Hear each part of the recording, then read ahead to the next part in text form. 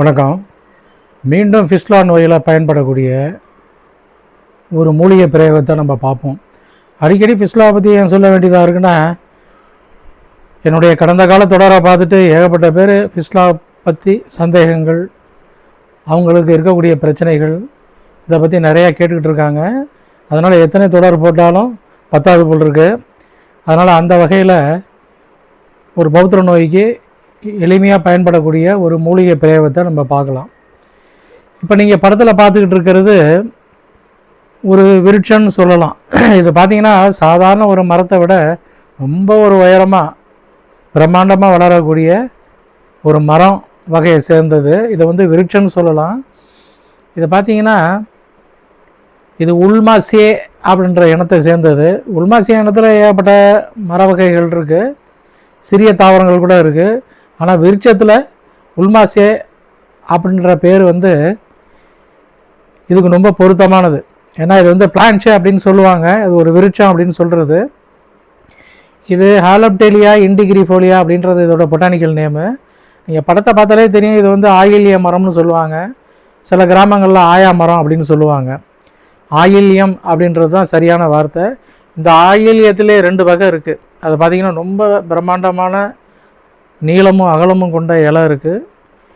இன்னொரு மரம் ஒன்று இருக்குது. அது பார்த்திங்கன்னா ரொம்ப சிறிய இலைகளாக இருக்கும். மரம் ரொம்ப பெருசாக இருக்காது, குட்டையாக இருக்கும். ரெண்டுக்கும் ஏறத்தாழ குணங்கள் ஒன்று தான். அதனால் சில இடங்களில் ஆயில்ய மரம்னு ஒன்றை காட்டுவாங்க, ஆயா மரம்னு ஒன்றை காட்டுவாங்க. ஆனால் ரெண்டுமே ஒன்று தான் எனக்கு தெரிஞ்சு. அதனால் இன்னும் தாவரத்தில் எந்த குழப்பமும் வேண்டாம். எதை சாப்பிட்டாலும் ஒன்றும் பிரச்சனையும் பண்ணிடாது. இந்த மரத்து பட்டையை தான் நம்ம பயன்படுத்த போகிறோம். அதுக்கு முன்னாடி ஒரு சின்ன விஷயம்லாம் நம்ம பதிவு பண்ண வேண்டியது இருக்குது. என்னென்னா, ஆசனவாய்க்கு வரக்கூடிய வைரல் கட்டி எல்லாமே பௌத்தம்னு நினச்சி பயப்படுறாங்க. இந்த மாதிரி ஒரு வைரல் கட்டியை தான் கொண்டு போய் டாக்டர்கிட்ட கன்சல்ட் பண்ணும்போது இதை பௌத்தம் அப்படின்னு சொல்லிவிட்டு சிகிச்சை கொடுக்குறதும், சில தனியார் என்ன பண்ணுறாங்கன்னா மூல பௌத்திரத்துக்கு சிகிச்சைன்னு லாஜி போட்டுலாம் உட்காந்துக்கிட்டு வைத்தியம்லாம் பார்த்துக்கிட்டு இருப்பாங்க. அவங்களுக்கு உள் மருந்தெல்லாம் கொடுக்க மாட்டாங்க. அவங்க இதை பார்த்துட்டு இது பௌத்திரம் தான் அப்படின்னு பொய்யை சொல்கிறது இல்லை, டயக்னோஸ் பண்ண தெரியாது.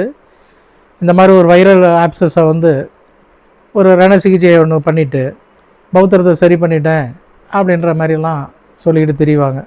அந்த மாதிரி ஆளுங்கள்ட்டெல்லாம் போய் மாட்ட வேணாம். ஏன்னா இதெல்லாம் கிளிக்க வைரல் ஆப்சஸ்லாம் முறைப்படி ஆப்ரேட் பண்ணி சௌரியம் பண்ணிக்கிறது தான் நல்ல விஷயம். மாறாக இந்த மாதிரி ரண சிகிச்சையிலலாம் போய் மாட்டிக்காதீங்க. அதை விடுத்து இந்த மாதிரி ஒரு வைரல் ஆப்சஸ் வந்துருச்சுன்னு வச்சிங்களேன், சாதாரணமாக இந்த மரத்தோடைய இலை, அதாவது கொஞ்சம் கொழுந்த இலையாக இருந்தால் நல்லாயிருக்கும். இந்த மாதிரி ஒரு கொழுந்த இலையை கொண்டு ஒரு மண் சட்டியிலையோ இல்லை ஒரு சில்வர் பாத்திரம்னே வச்சுக்கலாம். கனமான ஒரு சில்வர் பாத்திரத்தில் கூட போட்டுக்கலாம். மண் சட்டி இல்லாதவங்க ஒரு சில்வர் பாத்திரத்தில் போட்டுக்கலாம். தேவையான அளவுக்கு ஒரு 2 ஸ்பூன் அளவுக்கு விளக்கெண்ணெய் விட்டுக்கிட்டிங்கன்னா போதுமானது. அப்படியே இளந்தீயில் அப்படியே அந்த இலையை அப்படியே வதக்க வேண்டியது தான். அதுக்கு முன்னாடி நீங்கள் இந்த இலையை வேணால் பொடிசாக வேணால் கட் பண்ணி போட்டுக்கலாம். நல்லா வதக்கி அந்த இலை இயற்கையாகவே துவண்டு வரும். ரொம்ப கருகிராமல் துவண்டு கையால் பிடிச்சா கெட்டியாக இருக்கிற மாதிரி பார்த்துங்க. அந்த மாதிரி பதத்தில் அந்த கட்டி மேலே வச்சு ஒரு கட்டு கட்டினாலே போதும். எப்பேற்பட்ட கட்டியும் உடஞ்சி அந்த சலம்லாம் வந்துடும். சலம் வர்றது பெரிய விஷயம் இல்லை. அந்த மஞ்சின்னு சொல்லக்கூடிய ஒரு ஆணி வேறு, அது கூட இதில் வெளியில் வந்துடும். இந்த மாதிரி இதை உபயோகப்படுத்துறது உண்டு இந்த இலையை. மாறாக இந்த மரத்தை சுற்றி பார்த்திங்கன்னா ஒரு தட்டையான விதைகள்லாம் விழுந்துருக்கும். அதை பார்த்திங்கன்னா அந்த காய்களே வினோதமாக இருக்கும். பார்த்திங்கன்னா ஒரு பறக்கும் தட்டு மாதிரியே இருக்கும் பார்க்குறதுக்கு அந்த காயோட தோற்றம். நடுப்புற பார்த்திங்கன்னா ஒரு கனமான விதை இருக்கும். அந்த விதைகளை கூட நீங்கள் சேகரித்து வச்சுக்கலாம். ஏன்னா பழைய காலத்தில் இந்த விதைகள் நாங்கள் ஏற்கனவே தொடர் சொல்லியிருக்கோம். இந்த விதைகள்லாம் பழைய காலத்தில் ட்ரைபல்ஸ் எல்லாம் சேர்த்து வச்சுக்கிட்டு வெட்டுப்பட்ட காயங்களுக்கு இந்த விதையை உடனடியாக தண்ணீர் விட்டு அரைச்சி ஒரு பொல்டிஸ் மாதிரி கட்டுவாங்க. உடனடியாக ரத்த பெருக்கு நின்றுடும், ஒட்டிடும், சீக்கிரம் புண்ணு ஆறிடும், சலம் வைக்காமல் ஆறிடும். அவ்வளோ ஒரு அற்புதமான பிரயோகம் இந்த விதையில் உண்டு. அதே மாதிரி தாங்க ஊற வச்ச வெந்தயத்தோடு இந்த விதையும் சேர்த்து அரைச்சி இந்த மாதிரி பௌத்திர கட்டிகளில் வச்சு கட்டினோம்னா அது வேகமாக உடஞ்சி மஞ்சி வேரெல்லாம் வெளியில் வந்துடும். அதோட ஆணி வேறுன்னு சொல்லக்கூடிய மஞ்சி பகுதிகள்லாம் வெளியில் புண்ணு தன்னால் ஆறிடும். இதுவே நீங்கள் தொடர்ந்து மேலே 10 போட்டுக்கிட்டே வந்தால் கூட ஆறி போயிடும். நல்லா ஊற வச்ச வெந்தயமும் இந்த விதையும் அரைச்சி போட்டாலே போதுமானது. இது ஏற்கனவே இதை பற்றி நாங்கள் பதிவு பண்ணியிருக்கோம். இப்போ உள் மருந்துக்கு வரலாம். இந்த மரத்தோட பட்டைகளை தேவையான அளவுக்கு கொண்டு மேலே பார்த்திங்கன்னா கனமான புரணிகள்லாம் இருக்கும். ரொம்ப ஹார்டான புரணிகள்னு சொல்லக்கூடிய மேல் தோற்றம் உள்ள கடினமான பகுதிகளெலாம் நீக்கிடுங்க. அது சாதாரணமாக தட்டினீங்கனாலே வந்துடும். அதாவது தனியாக கலந்து வந்துடும். உள்ளுக்குள்ளே இருக்கக்கூடிய ஒரு சோற்று பகுதியை சின்ன சின்ன துண்டுகளாக வெட்டி நல்லா வெயிலில் நல்லா காய வச்சுருங்க. வெயிலில் காய வச்சு நீங்கள் மிக்சியிலே பொடி பண்ணலாம். அவ்வளோ பார்க்க தான் ஹார்டாக இருக்கும். ஆனால் மிக்சியில் அடிச்சிங்கனாலே சீக்கிரம் பவுட்ரு ஆகிடும். ஒரு குறகுறப்பான தூளாக எடுத்து டப்பாவில் ஸ்டோரேஜ் பண்ணி வச்சிங்க. ஏன்னா கஷாயம் தான் போட போகிறோம். தேவையான அளவுக்கு ஒரு 3 ஸ்பூனுன்னு வச்சிங்க. அப்ராக்சிமேட்டாக ஒரு 3 ஸ்பூன் அளவுக்கு ஒரு நாளைக்கு ஒரு 4 வேளை குடிக்கணும், 3 வேளை குடிக்கணும், நோயோட தீவிரத்துக்கு தகுந்த மாதிரி அப்படின்னு நினச்சோம்னா ஒரு 3 ஸ்பூன் அளவுக்கு ஒரு பாத்திரத்தில் போட்டு ஒரு 1/2 லிட்டர் தண்ணியை ஊற்றி ஒரு 1/2 ஸ்பூன் ஜீரகத்தை போட்டுருங்க. சாதாரண சமையலுக்கு உபயோகப்படுத்தக்கூடிய சீரகமே போதுமானது. அதில் போட்டு ஊற வச்சுருங்க. நசுக்க வேண்டியதில்லை, சும்மா போட்டாலே போதும்.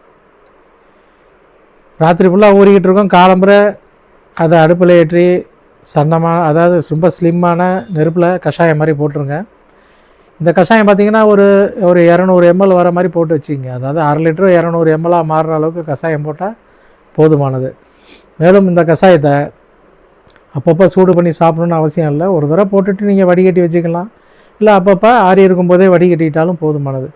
ஒரு நாளைக்கு வியாதியோட தீவிரத்துக்கு தகுந்த மாதிரி 4 நேரம் 3 நேரம் எம்டி ஸ்டமக்கில் ஒரு டம்ளர் கஷாயத்தை குடிச்சிருங்க. கஷாயம் சாப்பிட்டு ஒரு மணி நேரம் கழித்து சாப்பிட்ற மாதிரி சாப்பாடு சாப்பிட்ற மாதிரி பார்த்துங்க. பத்திய உரங்கள்லாம் நாங்கள் முன்னாடி தொடர்களில் சொல்லியிருக்கோம். அதை மட்டும் கடைப்பிடிச்சா போதுமானது. இது மாதிரி தொடர்ந்து ஒரு 10 நாளைக்கு மட்டும் சாப்பிடுங்க. எப்பேற்பட்ட குத்தல் வலியோட கட்டிகள் இருந்தாலும், உள்ளுக்குள்ளேருந்து சீலாக சலமாக வந்தாலும், உள்ளுக்குள்ளே இருக்கக்கூடிய இன்டர்னல் ஆப்சஸ்ஸு,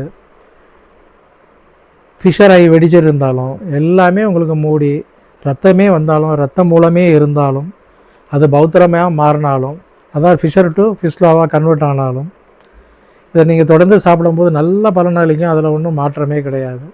மேலும் பார்த்திங்கன்னா இதில் இன்னொரு விஷயம், இந்த கஷாயம் சாப்பிட்றதுனால இன்னொரு விஷயம், ஒரு முக்கியமான விஷயம் இருக்குது. கூடுமான வரைக்கும் பௌத்திரம் அப்படின்றது ஒரு வைரஸ்னால் வரக்கூடிய ஒரு நோய் தான். இது மாதிரி ஒரு சில வைரஸுகள் வந்து இது குடலை நோக்கி போய் அது கிரான்ஸ் மாதிரி ஒரு நோயை உருவாக்குறதுக்கு முன்னாடி பவுல் இன்ஃப்ளமேட்டரி டிசீஸ் அப்படின்னு சொல்லி குடலுடைய மேல் உரைகள்லாம் பார்த்திங்கன்னா பாயில் ஆகி உருண்டு திரண்டு ஒரு கட்டிகளாக மாறி புண்ணாக மாறி கொஞ்சம் கொஞ்சமாக ஓட்டையெல்லாம் உழுவ ஆரம்பிக்கும். அப்போ தான் சலம்லாம் பிடிக்கும். அது கிரானிக் ஸ்டேஜு. அந்த மாதிரி பவுல் இன்ஃப்ளமேட்டரி டைமில் இந்த கஷாயம் நீங்கள் சாப்பிடும்போது உங்களுக்கு சாதாரணமாக ஆனலில் இருக்கக்கூடிய பிஸ்லாவுடைய தன்மைகளை மட்டும் இல்லை, குடலில் இருக்கக்கூடிய பிஸ்லாவுடைய தன்மைகளும் இதை மாற்றும். அதான் இந்த கஷாயத்தோடைய பெரிய சிறப்பு. இந்த கஷாயத்தை தொடர்ந்து சாப்பிட்டோம்னா குடலில் இருக்கக்கூடிய விஷயங்கள் கண்டிப்பாக மாறிடும். மேலும் இந்த கஷாயம் பார்த்திங்கன்னா பழைய காலத்தில் பார்த்திங்கன்னா அல்சரேட்டிவ் கொலைட்டிஸில் இந்த கஷாயம் சாப்பிடுவாங்க. ஸ்ப்ரூன்னு ஒரு டிசீஸ் இருக்குது, அதாவது மூலக்கிராணின்னு சொல்லுவாங்க. அந்த மாதிரி ஸ்ப்ரூ அப்படின்ற டிசீஸில் பார்த்திங்கன்னா ஒரு சிவியரான கேஸ்ட்ரைட்டிஸ்லேயும் இந்த மாதிரி வரும். அல்சரேட்டிவ் கொலைட்டிஸ்லேயும் இந்த மாதிரி ஒரு ஸ்ப்ரூ அப்படிலாம் வரும். இதெல்லாம் நோயாளியோடைய பிரச்சனைக்கு தகுந்த மாதிரி மாறுபடும்.